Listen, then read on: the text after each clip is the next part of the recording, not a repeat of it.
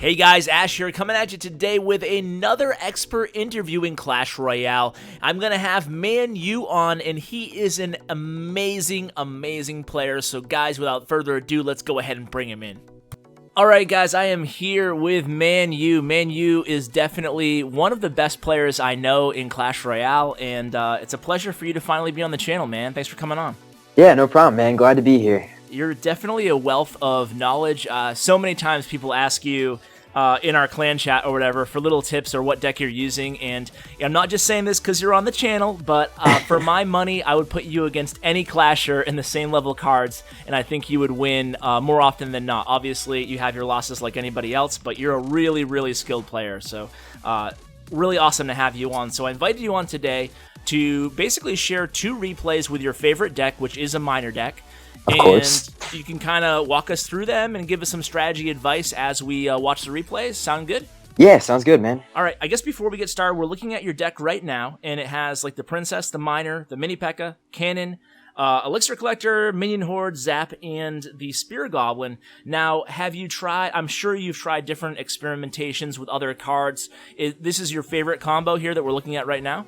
Yeah, I've been using this pretty much since like Minor came out, and I've done different things with it, but I've always just come back to this because I've found that it's got like a good balance within it, and it's also a really fast cycle. So like it thrives in the double elixir too. Like I'm all right with during some games, I'm all right with like taking a little bit of like extra tower damage. I'm like, all right, so I lost like 1,000 or 2,000 damage here. But like I'm okay with it because I know as long as I play like strong defense the rest of the game, make smart decisions, I can easily just find an opportunity to just make a really strong push and just take over. Okay, nice. So why don't we just go ahead and get right into some replays, and then I'll ask you, because I have a bunch of questions for you about the deck, but then, you know, it'd be fun if we were actually watching the replays. So let's go ahead and do replay 1. Whenever you're ready, I'll go ahead and start it out. All right, yeah. So do you want me to just hit it too? Yeah, just hit it right now. All right. All right, so why don't you start off, since it's the beginning of the match, about telling us like how you start out the gameplay and the strategy in the very beginning. Like, what's your perfect hand, and how do you adjust based on what they play? All right, so my perfect hand would be basically like, hold on, do you want me to pause it or just keep going? Keep talking. All right, so like I like having a Princess, an Elixir Pump, Cannon sometimes would be nice because sometimes when people are playing Hog deck, they'll rush you right off the bat. Mm-hmm. Like we just saw. Yeah, and then maybe like a flexible card like Spear Goblins. If you have the Elixir Collector in your deck to start out with, are you always playing that first if they don't play anything right off the bat? Yeah, I'll wait till it's 10 Elixir, wait for that one tick across the screen, and then I'll drop it down, and make sure you're dropping it in between the towers, because right off the bat, until you know whether or not the person has a miner in their deck or not, it's better to just play it safe and place it between the towers. Okay, great advice there, yeah. So now that you know he has a Hog Rider deck, your opponent, Nemo's here, what is your philosophy as far as defense and offense at this point? Definitely when you're playing a Hog deck, you want to make sure that you have spare Elixir. You're not always like throwing everything all in at once. Mm-hmm. So that way, if they make a counter push with their Hog, you have something to defend it with. And it'd be nice to always try and have your cannon ready, because I mean that's not always the case, because sometimes people have decks where they have like multiple aggressive units, so you can't just save the cannon for the Hog, but at least have like either your cannon or your mini P.E.K.K.A ready to respond to the Hog Rider. Yeah, it's tough against these cycle decks, especially with the freeze and the zap. It's tough. You always have to be ready for something, you know. It's tough. So offensively, what's your mindset now? Like, obviously you haven't really used much of the miner at this point. What is your philosophy with using the miner card? When's it best to use him? Well, basically, I'm sort of, in the beginning of the game, feeling out the opponent's deck. I try to see what all their cards are, just to know, like, especially spells. When you're playing with this minor deck, you really want to focus on what spells the enemy has, because that's crucial to getting your Minion Horde in and making a play with that on the tower. So, like, I know at this point, basically when you see a Hog deck, first of all, you can sort of assume that they're running Zap, and then you can, after you play around, you'll see whether or not they have another spell, but usually it's just like a Zap spell with a Hog deck like this. Mm-hmm. So after that, basically what you want to do is try to like get the opponent to use that Zap spell, and then at that moment, take advantage of it by having your Miner and Minion Horde ready. Like, you want to try and have them on deck, so as soon as that spell is dropped, you know you can take advantage of the opponent not having it and then counter push right away. Okay, yeah, that makes sense. So your win condition with this deck, more often than not, is that Miner Minion Horde combo. Yeah, and then sometimes the mini P.E.K.K.A. if you can get it in if you can time it at the right time. Yeah, and the mini P.E.K.K.A. you really need that in there too, especially with all these Royal Giant decks going around, right? I mean, I'm assuming. Oh yeah, the mini P.E.K.K.A. is also good because this deck has a lot of splash in it, so you need a unit that's not a splash, like a small low HP unit that won't be taken out by like Princess Shots or Wizard. Yeah, and you just pulled off the win too, so very nice. We saw the Minion Horde Miner combo in action there, so nice win there, dude.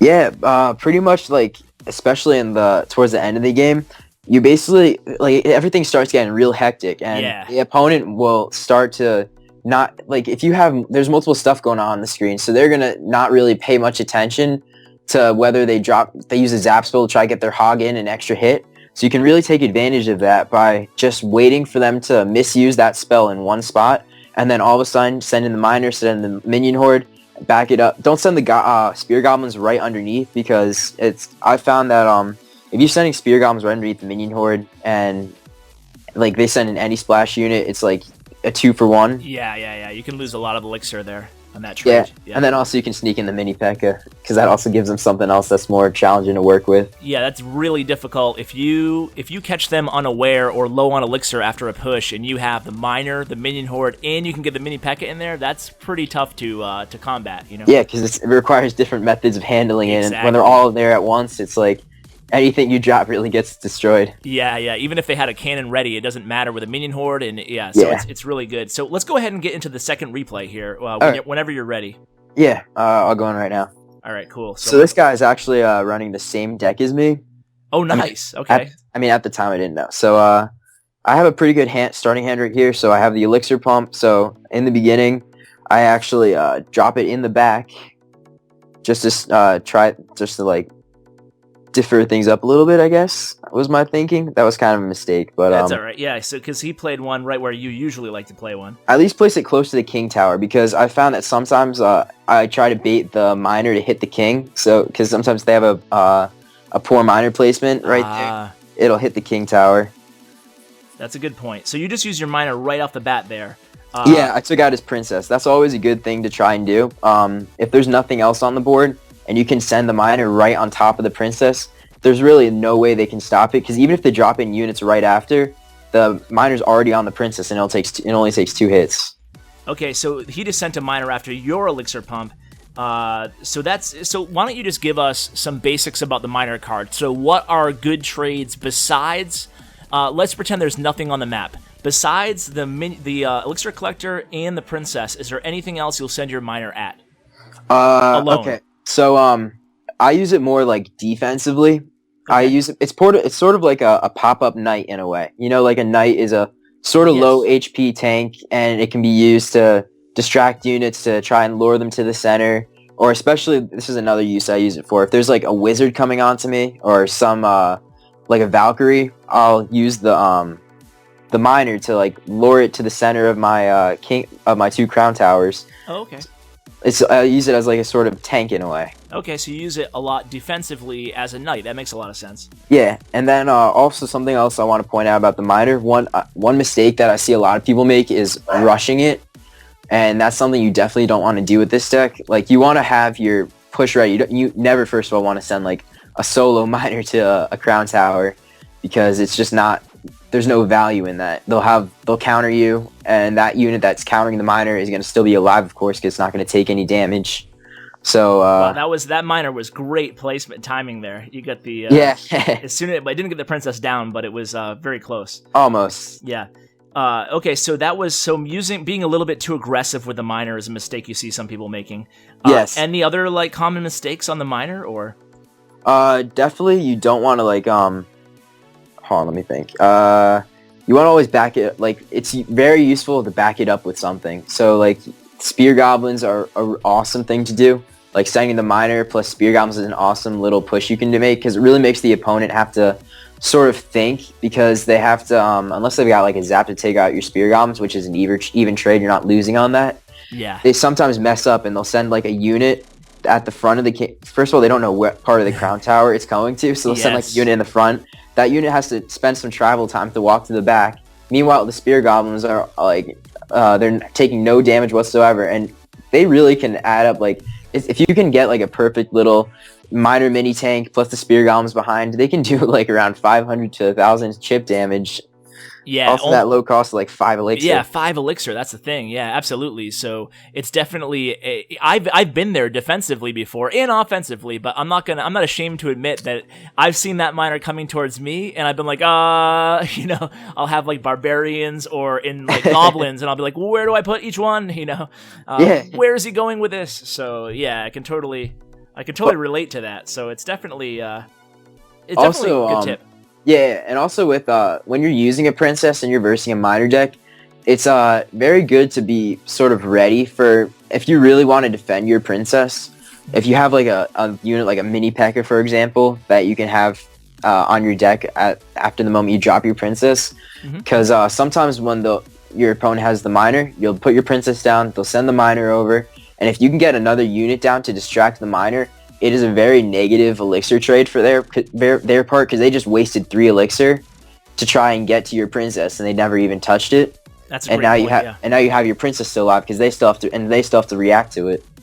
That's a great point too. Yeah, I mean, the miner does present all sorts of opportunity for those positive elixir trades like that. So I think it takes a little bit of learning to get used to it, but when you do, similar to you can really have a lot of success with the card. I guess any other. Well, I guess last question for you, if you don't mind, Manu, is what deck do you struggle most against a miner deck? Like, let's pretend you're in a tournament and you have to go against a miner deck. What deck would you choose if you couldn't choose another miner deck? Okay, I would say decks that have been working for me against miner deck, the trifecta deck, that's pretty popular. That works really well if you can get it down. Any deck really where there's it's not like slow. Like I found that the meta right now has shifted back towards like fast decks.